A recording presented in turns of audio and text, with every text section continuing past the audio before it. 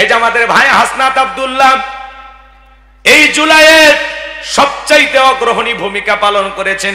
যেই প্রিয় ভাই হাসনাত আব্দুল্লাহ মাথার মধ্যে সিজদার দাগ, সে হাসনাত আব্দুল্লাহ আজকে বক্তব্য দিয়ে বলেছেন, ক্ষমতার লোভ দেখিয়ে লাভ নাই, যতক্ষণ পর্যন্ত ওই সমস্ত স্বৈরাচারদের বিচার না হবে ততক্ষণ পর্যন্ত আমাদের আন্দোলন থামবে না। বলেন আল্লাহু আকবার। এই হাসনাত আব্দুল্লাহ ভাইকে গতকালকে ঢাকা বিশ্ববিদ্যালয় অনেক ভাইয়েরা তাকে আহত করার চেষ্টা করেছেন, আঘাত করেছেন। আমরা বলতে চাই যে হাসনাত আব্দুল্লাহর অবদানকে আপনারা ভুলে যাবেন না। এই সার্জিস আর হাসনাত আব্দুল্লাহ বুক টান টান করে জালেমের বিরুদ্ধে লড়াই করেছেন, কথা বলে ঠিক কিনা? এদের অবদান এত তাড়াতাড়ি ভুলে গেলে হবে না। তাহলে আমরা হব নিমুখারাম, কথা বলে ঠিক কিনা? আমরা হব অকৃতজ্ঞ। খবরদার হাসনাত আব্দুল্লাহর দিকে বাঁকা চোখে তাকাবেন না। এই তরুণেরা আমাদেরকে লড়াই করা শিখিয়েছেন, এই তরুণেরা আমাদেরকে সাহস জুগিয়েছেন, কথা বলেন ঠিক কিনা? এই যুবকরা যতদিন জেগে থাকবে পথ হারাবে না বাংলাদেশ। এই যুবকদের হাতে আমাদের লাল সবুজের পতাকা নিরাপদে থাকবে, কথা বলে ঠিক কিনা? এই যুবকেরা আগামীর বাংলাদেশের নেতৃত্ব দেবে, কথা বলে ঠিক কিনা? হাসনাত আব্দুল্লাহর কথাগুলো ভালো লাগছে। বলে যতক্ষণ পর্যন্ত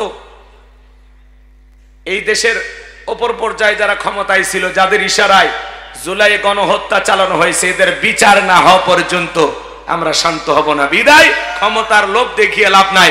হাসনাত আব্দুল্লাহ বলেছেন, অনেকে বলে আমি শত শত কোটি টাকা খেয়েছি, 1 টাকার দুর্নীতি যদি প্রমাণ করতে পারেন জীবনে কোনোদিন মিডিয়ার সামনে মুখ দেখাবো না। আল্লাহু আকবার বলে। সময়ের সাহসী সন্তান হাসনাত আব্দুল্লাহ আর সার্জিস আলম, কথা বলেন ঠিক কিনা? এই তরুণদের জন্য আমাদের দোয়া ভালোবাসা আছে না নাই? হ্যাঁ, এই জুলাইয়ের গণ অভ্যর্থনে সবচাইতে বড় ভূমিকা পালন করেছিলেন এই তরুণেরা। এই জন্য এদের সাথে খারাপ ব্যবহার করবেন না। ঢাকা বিশ্ববিদ্যালয়ে যে সমস্ত শিক্ষার্থী ভাইয়েরা তার সাথে বেয়াদবি করেছেন, আমরা বলবো আমাদের এই ভাইয়ের অবদান আপনারা ভুলে যাবেন না। আজকে বড় বড় কথা বলতেছেন, একটু সময় চিন্তা করেন যে কয়েক মাস আগে অবস্থাটা কেমন ছিল। এই জন্য লড়াই তো তখন করতে পারেননি। এখন এই তরুণ যুবকদের দিকে বাঁকা চোখে দেখাবেন না। এদের উপরে মাঝে মাঝে হামলা করা হয় পরিকল্পিতভাবে, কথা বলে ঠিক কিনা? এক শ্রেণীর মানুষ চায় এই তরুণেরা দুনিয়ার জমিন থেকে বিদায় হয়ে যাক। নানামুখী ষড়যন্ত্র তাদের বিরুদ্ধে চলমান। আমরা বলতে চাই, যারা বন্দুকের নলের সামনে বুক পেতে ধরে এদেরকে মরণের ভয় দেখায় লাভ নাই, কথা বলে ঠিক কিনা? এই হাসনাত আব্দুল্লাহ, সার্জিস আলম, এদেরকে হত্যা করার পরিকল্পনা যারা করে, বিভিন্ন জায়গায় অপমান করার চেষ্টা করে, তাদের গায়ে যারা হাত তোলার চেষ্টা করে, আমরা বলতে চাই এরা বন্দুকের নলের সামনে লড়াই করেছে, তোমাদের সামনেও লড়াই করবে। এরা মাথা নত করবে না। এরা হলো সময়ের সাহসী সন্তান। লিল্লাহে তাকবীর। আমার ভাইয়েরা, এই জন্য আমরা মিলেমিশে একটা নতুন বাংলাদেশ গড়তে চাই, যেই দেশে মারামারি থাকবে না, খুন ধর্ষণ টেন্ডারবাজি চাঁদাবাজি থাকবে না, কথা বলেন ঠিক কিনা? ক্ষমতার লোভে পইরা কেউ কাউকে হত্যা করবে না, এমন একটা সুন্দর বাংলাদেশ আমরা চাই, কথা বলেন ঠিক কিনা? সামনের দিকে যাই আমার ভাইয়েরা। আমি যে কথা বলতে চাচ্ছিলাম বাজান, তাহলে সন্তানকে মানুষের মতো মানুষ বানাইতে হলে মাদ্রাসায় পড়ানোর দরকার আছে না নাই? আর কলেজ বিশ্ববিদ্যালয়ের দিকে তাকায় দেখেন, মাঝে মাঝে শিক্ষককে পেটায়া কাপড় খুলে ল্যাংটা করে, পিটায়া স্যারকে বন্দি করে রেখে দেয়। আর মাদ্রাসার দিকে তাকায় দেখেন, ওস্তাদকে মারা দূরের কথা, ওস্তাদের পায়ে অজুর পানি ঢেলে দেয়।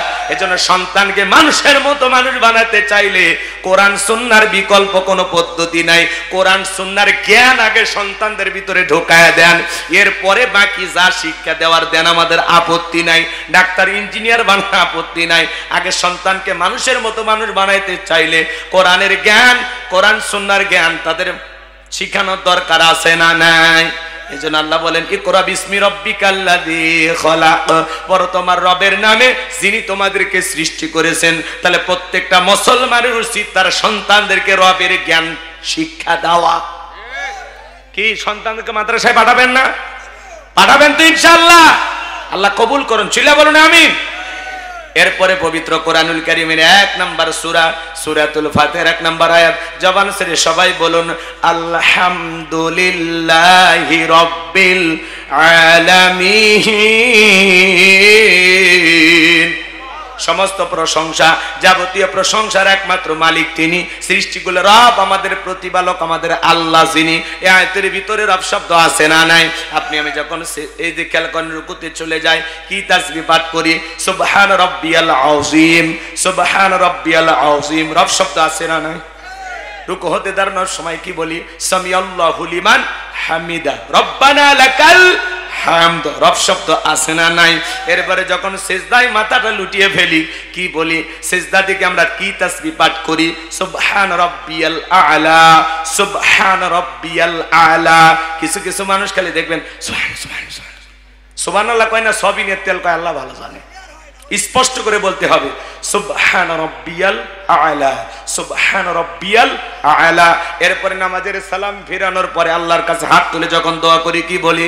রব্বানা আতিনা ফিদ দুনিয়া হাসানাতাও ওয়া ফিল আখিরাতি হাসানাতাও ওয়া কিনা আযাবান নার। সূরা বাকারা 201 নম্বর আয়াত। আল্লাহর কাছে ডেকে বললাম, হে আমাদের রব, আমাদের দুনিয়ার কল্যাণ দান করো, আখিরাতের কল্যাণ দান করো, ওই কঠিন জাহান্নামের আগুন থেকে আমাদের মুক্তি দাও। তাহলে ইহকালের পরকালের কল্যাণ দেওয়ার একমাত্র মালিক কে? জাহান্নামের আগুন থেকে বাঁচানোর মালিক কে? পবিত্র কুরআনুল কারীমের সর্বশেষ যেই সূরা, সূরাটির নাম হলো নাস, তার 1 নম্বর আয়াত, কুল আউযু বিরাব্বিন নাস। আয়াতের ভিতরে রব শব্দ আছে না নাই?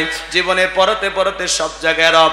আপনি আমি যেদিন মারা যাব, মসজিদের মাইকে যেদিন এলান জারি হবে, বাজান এই গ্রামের অমুক ব্যক্তি বেঁচে নাই, ইন্না লিল্লাহি ওয়া ইন্না ইলাইহি রাজিউন, আপনার আমার মৃত্যুর সংবাদ শোনার পরে ছেলেটা কেঁদে বলবে বাবা নাই, মেয়েটা কেঁদে বলবে বাবা নাই, প্রিয়তমা স্ত্রী কেঁদে বলবে আমার স্বামী নাই, মা বাবা এসে থাকলে বলবে কলিজার ধনটা হারাইলাম।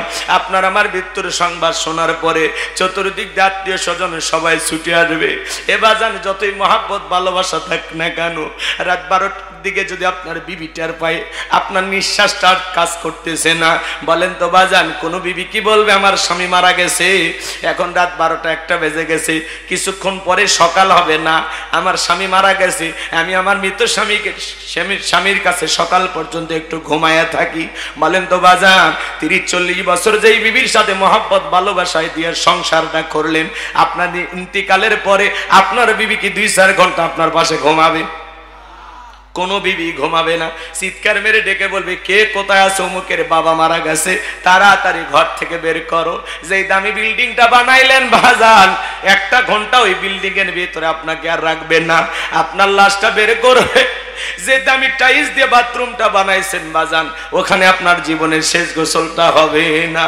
মশারি টাঙাইয়া চকির উপরে শোয়াইয়া দিয়া দেখে রঙিন পোশাক খুইলা বড়ই পাতার গরম পানি দিয়া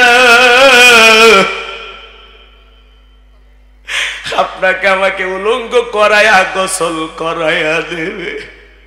ছোট ছোট সন্তানগুলো কাঁদে আর বলে আম্মু বাবা কতদিন গোসলখানায় গোসল করলো, আজকে কেন বাবা এভাবে নিথর ভাবে শুয়ে আছে, অন্য মানুষ কেন বাবারে গোসল করাইয়া দেয়? ছোট সন্তানগুলো বোঝে না, মা বোঝানোর চেষ্টা করে, ওরা হাউমাউ করে কাঁদে। এমনও 2-3 বছরের বাচ্চা রেখে বাবা মারা যায়, সন্তানগুলো চিৎকার মারে আব্বু আব্বু আব্বু আমাকে একা রাইখা যায় না। সন্তানের চিৎকার বাবা শুনতে পারে কিন্তু জবাব দেওয়ার ক্ষমতা থাকে না। আপনার আমারে গোসল করাইয়া দিয়া সাদা কাপড়ে চকলেটের মতো মরাইয়া মসজিদের খাটিয়াতে তুইলা 4 জন বরযাত্রী ধইরা পেছনে হাজার হাজার শত শত মানুষ ছুটে যাবে আপনাকে আমাকে কবরে শায়িত করার জন্য।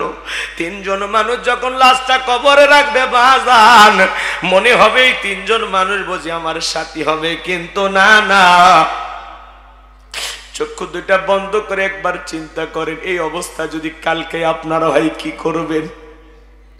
3 জন মানুষ লাশটা যখন কবরের ভিতরে রাখবা, মনে হবে এরাই বুঝি সাথী। কিন্তু লাশটা কবর রাখার পরে একে একে সবাই কবর থেকে উঠে আসবে। কবরে লাশটা রাখার পরে দূর আকাশে একটু একটু দেখা যায়। এরপরে যখন কবরে বাঁশের বিছানা বিছায়া দিয়া মনকে মন মাটি চাপা দিবে, কবরটা হয়ে যাবে ঘর অন্ধকার।